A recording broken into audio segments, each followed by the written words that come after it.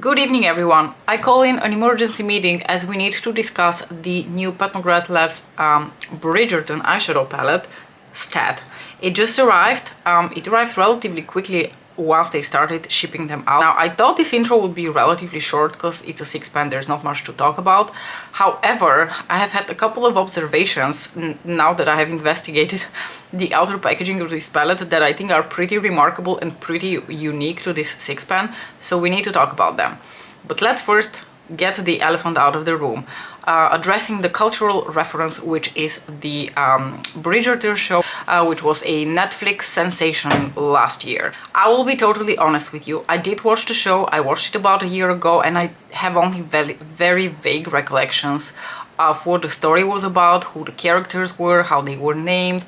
I know, like, I can tell you the gist of what happened. I'm not going to give you any spoilers, but I also don't know it in enough detail, so I can't really make any like proper references to like colors or names, or like, for instance, the palette is called Diamond of the First Water, which I'm sure is some sort of a reference to the TV series, but kill me, I can't tell you what exactly it refers to because I don't remember at all. What I can tell you about my personal experience with the show, and I think I actually commented on that show in my very first pet pairing episode, way back when, last year when we started doing the pet pairing. I think I talked about TV shows that I had watched at the time, and I'm pretty sure I commented on Bridgerton. And at the time I said that I liked it, it was entertaining, but it was nothing groundbreaking. Like, the plot wasn't super deep or anything, it was just enjoyable and fun to watch. Beautifully, you know, it's set in the Regency era, so there's a lot of beautiful costumes to go around. And it's kind of like Pride and Prejudice meets Gossip Girl meets whatever soft porn show you can think of. I can't think of one now. You know, it's kind of like a mix of the three genres. For me personally, that's how I experienced it. And let's say the Pride and Prejudice portion of it was very minimal, in the sense that Pride and Prejudice has a lot of layers to it, and it's not just about Mr. Darcy and Elizabeth falling in love, whereas here it pretty much was about that. Then there's the component of Gossip Girl, because there is the Bridgerton family, which our protagonist is part of, that's Daphne. And then we have the Duke, whom she falls in love with, that's our Mr. Darcy. And then there's this other family called something with feather. I want to say Featherington. I didn't bother to look it up, I'm sorry. And then there is the Gossip Girl, Lady Whistle something. I keep wanting to call her Lady Whistleblower, but that is not her name. Let me quickly check how she was called. She's the one, you know, who serves the tea. Let me quickly check. Lady Whistledown. Lady Whistledown. Okay, Jesus. Not Whistleblower, Whistledown. So with that, the only thing I can comment on the packaging is that I feel like it fits the aesthetic of the show pretty well. You have, you know, mother's favorite roses on the back. It does actually have a pretty big sign of Netflix over here to refer to the fact that this is indeed a collaboration between the Bridgerton Netflix show and Pat McGrath Labs. And on the front of the packaging you have all of these beautiful like lavender purpley tones going to them, the little bow. Like I said, the palette is called Diamond of the First Water, which I don't know what that refers to. When you open it up, it also says in the inner portion of the mirror, Flawless My Dear. Again, no idea what that refers to. And then the eyeshadow palette looks like this.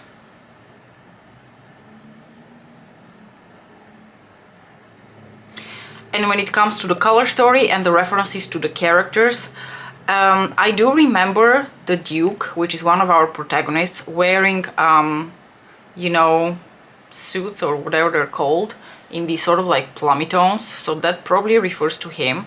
I do remember Daphne wearing like that very light blue, baby blue kind of color dress at some point during the show, so I'm guessing that refers to that. The pinks are probably some sort of a reference to love. I can't be sure because I can't remember any of the characters, like any of the major characters, wearing a lot of pink. And I know that the Featheringtons, the other family, they were wearing pretty like colorful and bright dresses. And I would guess that one of those dresses is reflected in one of the highlighters that comes in with this collection. So just in case you were not familiar with the collection came with this eyeshadow palette, 2 highlighters and a trio of blushes and a highlighter. Now, I only picked up the eyeshadow palette because The blush trio contains 2 pink blushes and a highlighter. I have no interest in pink blushes because I rarely wear them. They're just not my favorite color to put on my cheeks. The 2 highlighters I didn't pick up because one of them was a straight up yellow gold that would look very unflattering on me, and I'm sorry, but I'm not paying 70, 65 euros or however much this highlighter cost to have one giant gold eyeshadow from Pat McGrath Labs. I have 3 gold standards, okay? I don't need more gold when it comes to Pat.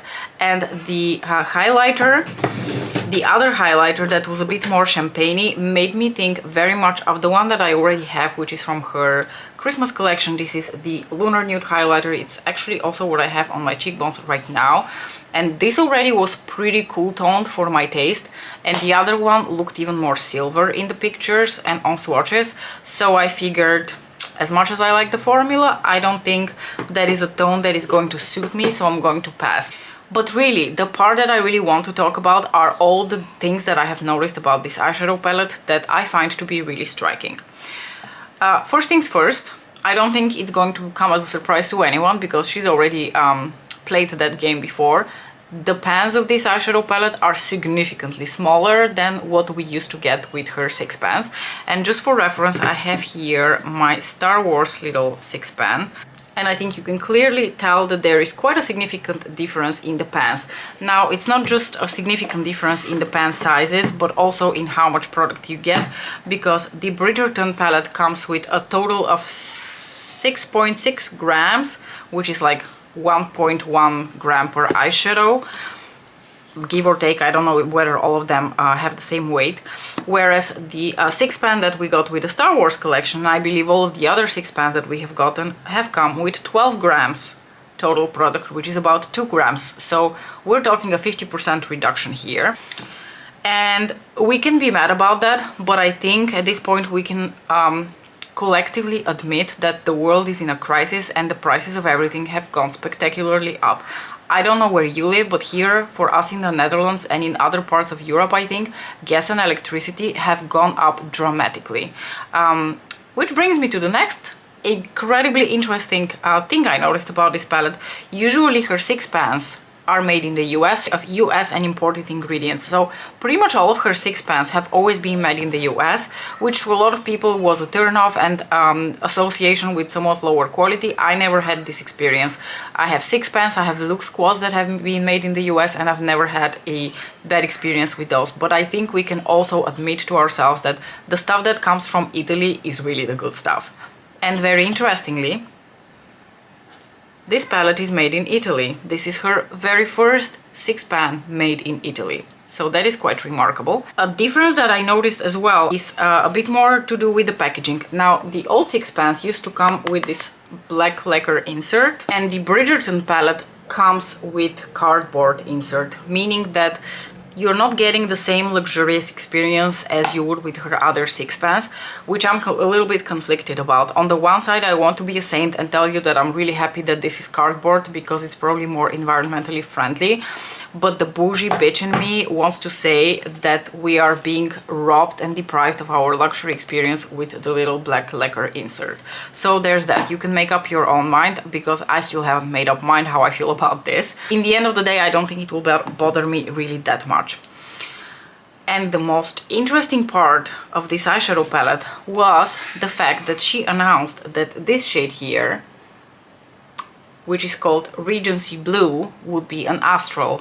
She has never put any of her Blitz Astral VR or like special shades in her 6 pans before, because those are a baked formula and they were just never featured in a 6 pan. There's that. They were never even featured in one of her look squads. However, when she announced that this would be called an Astral, I was very intrigued, and probably 50% of the reason I bought this palette for was to see with my own eyes whether this really is an Astral, because she did pull one on us with the Utopian Dream palette, where she called the multichrome shade a VR, and it's not a VR, it's one of her regular like metal pan shades. It's not a VR formula, she just called it a VR, which I found very cheeky and very misleading of her. So I thought, you know what, I need to check with my own eyes whether this really is an Astral. And upon closer inspection, this is indeed a baked formula. And this is not where the surprises stop. I inspected the pans of all of these very, very closely, and from what I can tell, this shade, and this shade all have a metal ring around them, so they are actually coming in like a metal pan. However, this shade, the alleged Astral, and this shade, they are all baked into the pan. Three of these shades are her baked formula. So they're, you know, the more expensive, the bougier, the Italian formula. So something very interesting is going on here. I don't know whether these are Blitz shades because I haven't touched them yet. And she hasn't really marketed them as Blitz shades, whereas she did mention that this is an Astral shade. So I'm very, very curious what these shades are all about. And this is very unique. This eyeshadow palette, as repetitive as it is in terms of the actual eyeshadow colors in there, is brand spanking new and very unique to Pat McGrath's lineup in terms of the textures that are included in here.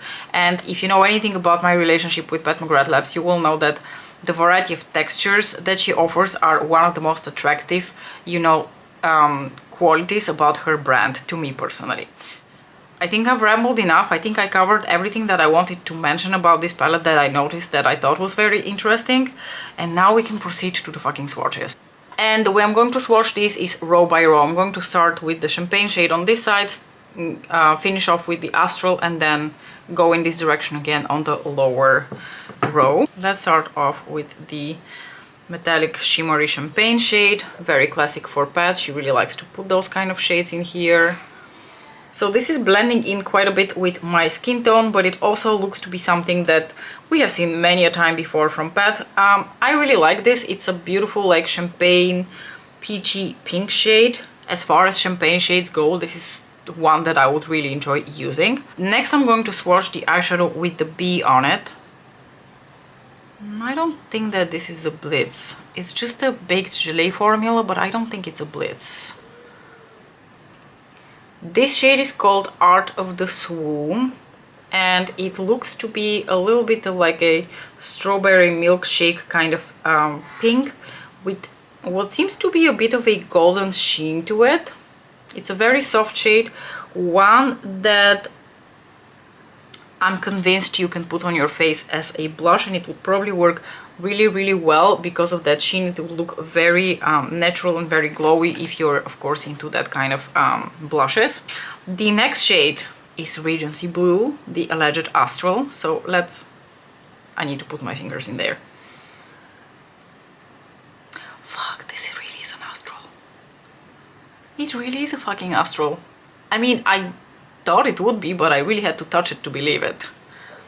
So here is a swatch for Regency Blue, and in the viewfinder it is looking exceptionally wet and gorgeous. And I see purple glitter in here, I see baby blue, maybe a little bit of silver. Do I detect a little bit of green? I don't know that I detect green in here, but I detect a lot of these like cooler blurply kind of tones. Next we have the only matte eyeshadow in the palette, that is the shade Plum Regalia, which is, you know, one of Pat's classic plum brownie mattes. Then we have the shade Duchess Divinity, which is the only classic, like, very emollient, whoa, metallic from Pat McGrath. Wow, that looks gorgeous.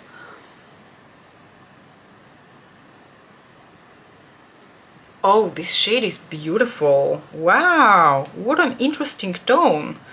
This is like a mauvey taupe purple. Does that even exist? Is that a thing? This is a very unique tone of eyeshadow. I mean, it reminds me a lot of Eleganza, and we're going to swatch that next to Eleganza in a bit, but I think Eleganza is more purple than this. This is so unique and so pretty. I love that. Last but certainly not least, we have the deeper berry shade that is also baked into the pan. And again, I don't think that this is a Blitz. It doesn't feel like a Blitz. But it's definitely one of those like baked gelée formulas. And it is a deep berry, again with a bit of a sheen to it. Very pretty. So here are the swatches for the eyeshadows. Let me move my hand a bit into the light so that you can see all the sparkles in the Astral shade. It looks beautiful and wet. One thing I will say though, it looks like little, you know, night sky sparkles, but it is very sheer, so it's definitely the kind of shade that will probably, well, depends on your taste really. You can use it as a veil of like glimmer on your eyes and it would look like you're wearing diamonds on your bare lids. But I think this type of shade is usually meant for layering, and that's also the way I have seen her use it on her Instagram. So I hope you are close enough. On one of my eyes, I actually would like to do something that features heavily those like berry and pink shades, because honestly, I am usually not a fan of these types of shades on myself, and I just want to see how it looks. Okay, I'm going to take a fluffy brush and I'm going to dip into that beautiful lighter pink shade. And I'm going to start fluffing that here through my crease. These types of like satin shades can absolutely be used on the lid or through the crease or as one and done shades, and they will blend out extremely easily because of that slight shimmer running through them. So as you can see, this is just like a very light strawberry milkshake kind of pink. And then I'm going to take my little packing brush here and I'm going to go straight into the other berry, the deeper berry shade, the Love Match. And I actually want to put that all over my lid because I'm just curious. It actually matches my top perfectly. I'm just curious how a shade like this would look on its own on my lids.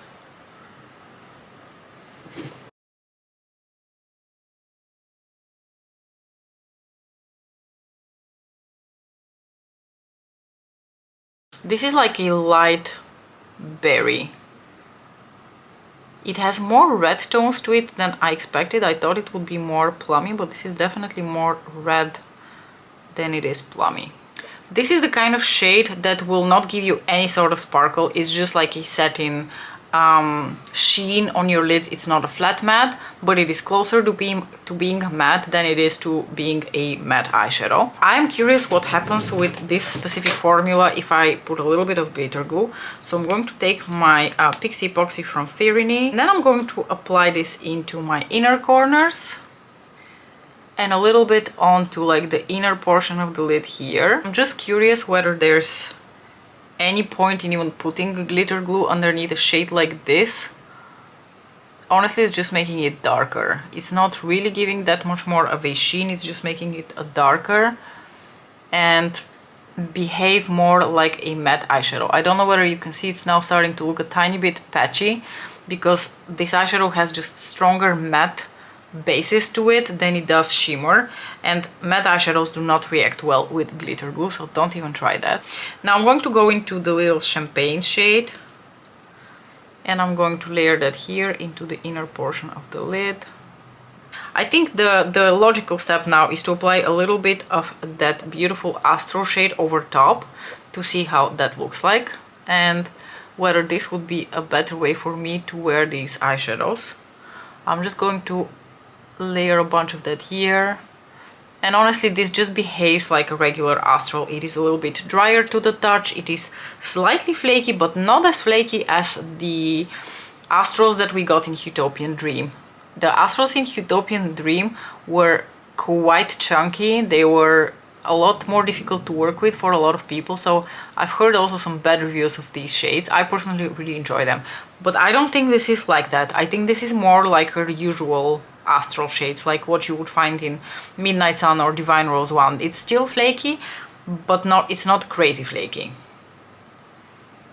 And now you get your classic like berry blue duochrome. I'm going to apply a little bit of that deeper berry shade, the Love Match, on my lower lashes here to just complete the look. I'm going to keep it nice and simple. Okay, on my right eye, I actually want to go in like the more like plummy direction that this eyeshadow palette offers. So I'm going to go straight into the shade Plum Regalia, so the only matte we have here. And because I know that even the deeper mattes from Pat do blend out to work out as transition shades, I'm just going to grab a bit of that and start building that here in my crease with a fluffier type of brush and just bringing it up as I would a lighter transition. And then I'm going to pack it with a pencil brush in my outer corners to intensify a bit that area of my eye. This matte is in line with what we are used to seeing from her in the past couple of years. It's soft, it blends out very nicely. As you can see, you can sheer it out.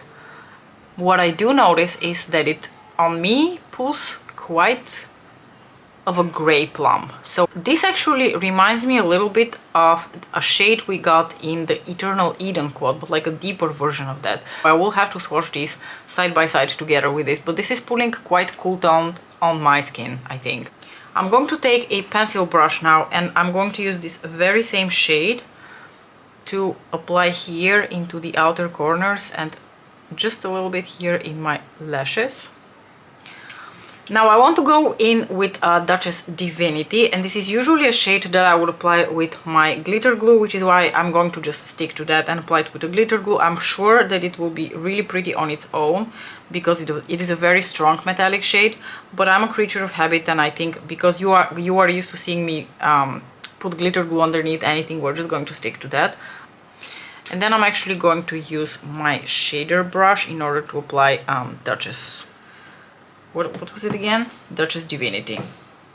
That beautiful taupey, smoky purple. This shade is so cool.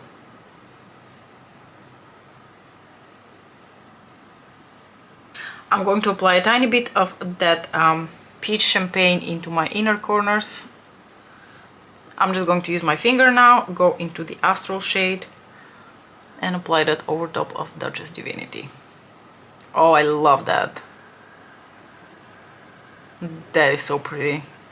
Don't get me wrong, I think this is really cute, but this I would do maybe once a year, and this I would do a lot more often than once a year, because it's a neutral look with a bit of a twist to it. You know what? Just for funsies and giggles, I'm going to take one of the deeper baked shades, so this one here, and I'm going to apply that onto my lower lash line. And then towards the very outer corner of the eye, I'm going to put a bit more of the plummy matte. Let me tell you, those little embossings, like the little lady that was in my plum shade and the two bees that are in the baked shades, I think those are going to come off really quickly. So if you're counting on that staying in your palette for a while, then you're going to have to not use your palette. Okay, I put a bit of mascara on, and now I'm going to zoom you in to show you the eye looks a bit more up close and personal, but I am in love with the look I did on this side with the plummy shades. Oh my gosh. So here you've got the plummy side. It's a bit out of focus, but I think that shows off the sparkles even better. And on this side you have the berry one. And this is a bit more from afar, so my camera can actually focus.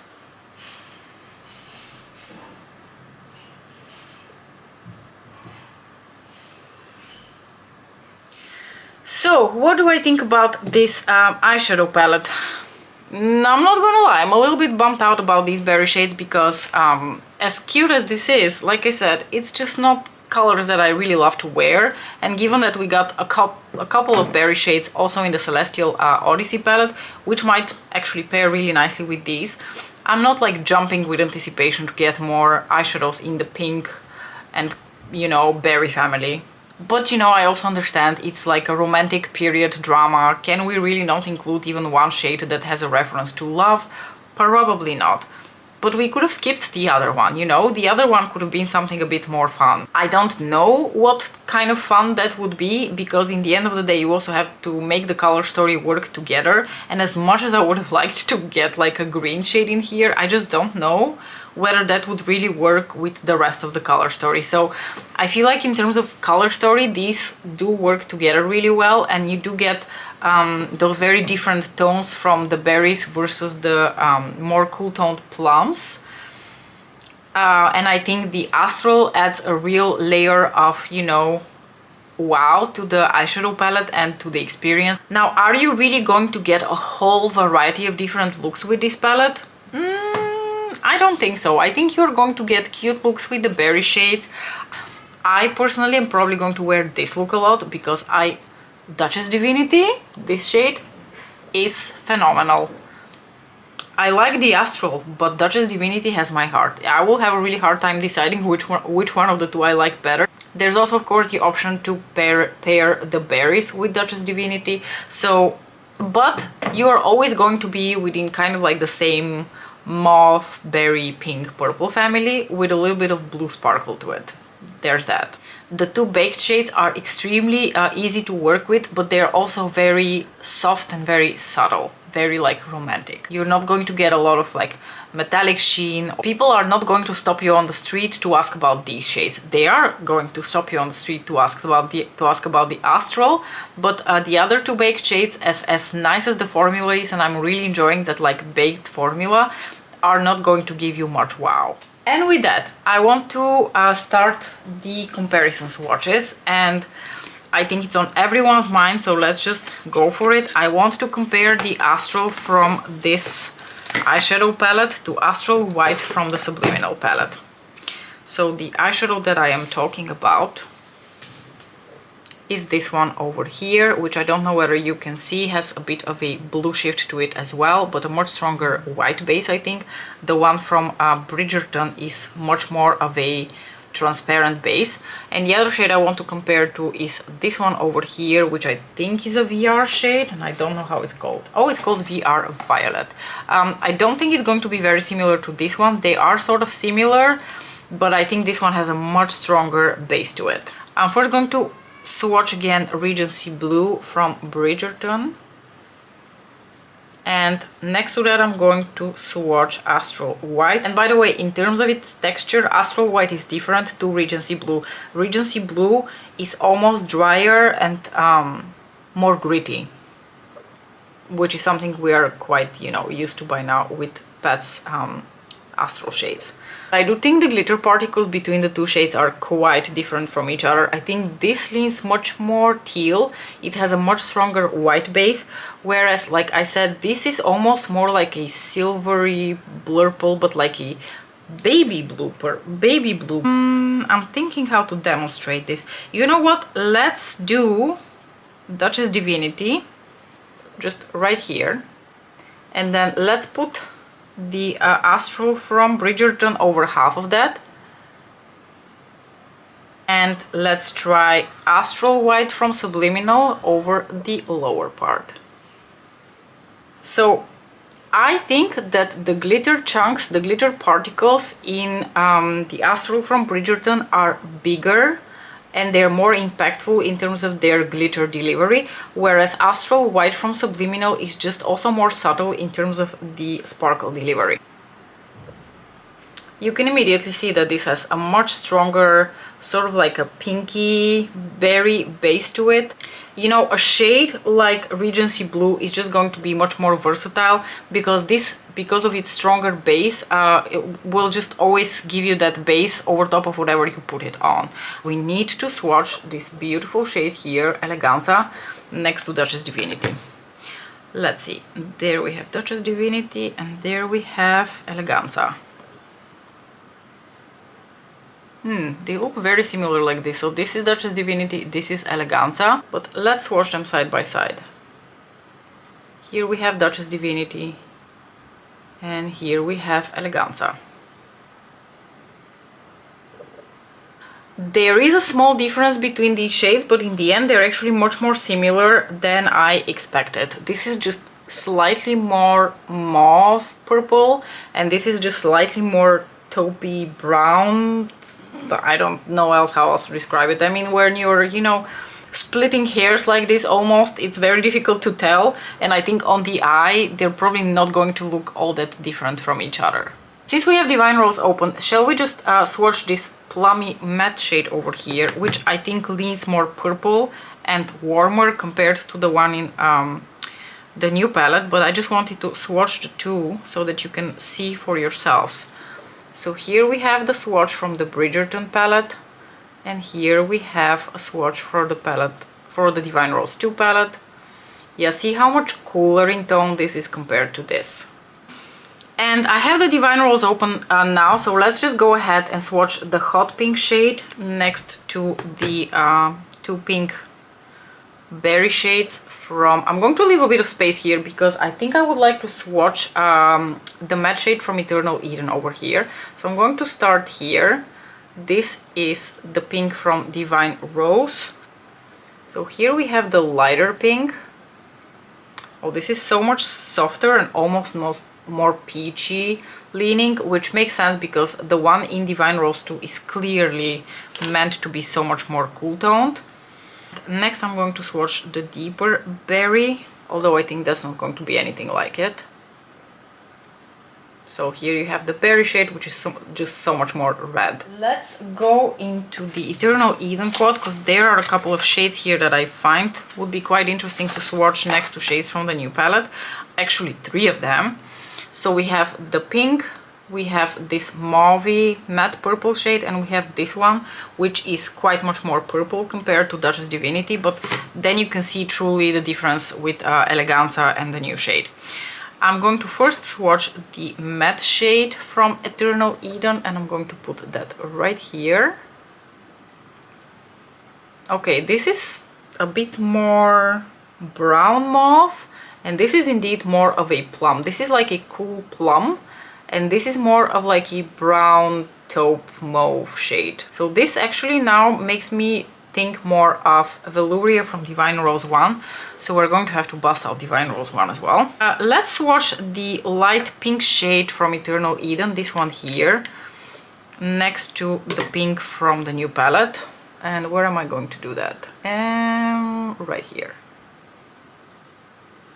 This is also a warmer pink, but this is just more pigmented, richer and a bit deeper compared to the one from the Bridgerton palette. Now I'm going to take the tiniest bit of the purple shade from Eternal Eden, and I'm going to swatch that right here so you can see. So this is the purple from Eternal Eden, this is Duchess Divinity, and this is Eleganza.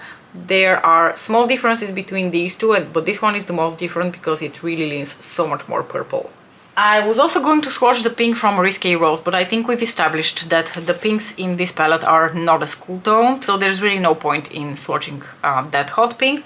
I would actually rather just grab for Divine Rose 1 to swatch Velouria. So the eyeshadow in question is this one, this cool toned matte eyeshadow, which I think will be much lighter in tone compared to the new one. Oh gosh, where am I going to do that now? Okay, let's watch Velouria right here. Whoa, Velouria is so much more gray. You know, these two belong to the same family in the sense that they're both like that plummy, very cool, more cooler toned matte, but this has much stronger plum tones to it, whereas this almost looks like a lavender gray taupe because of that cool toned, that grayness that it has. So, and since we got Divine Rose 1 open anyway, we can swatch this beautiful taupey mauve purple shade again in that gorgeous metallic finish, which I think looks very much also like Duchess Divinity. Where are we going to swatch that? Let's swatch that here. And again, you can see compared to these shades, this is so much more like cool toned and taupe and lavender, and these are much more plummy and warmer. I think the one from Divine Rose 2 is warm, this one is quite much warmer, and this is, you know, this resides in both worlds. It's both warm and cool. It's such an interesting shade. And I hear you. Let's swatch a bit of those berries from the Celestial Odyssey palette. Let's see. Let's watch this one for sure, and this lighter one as well, because I think they are quite similar to these two shades, except they're in a different finish. I'm going to swatch the lighter pink from Celestial Odyssey right here, and then the deeper berry from Celestial Odyssey right here.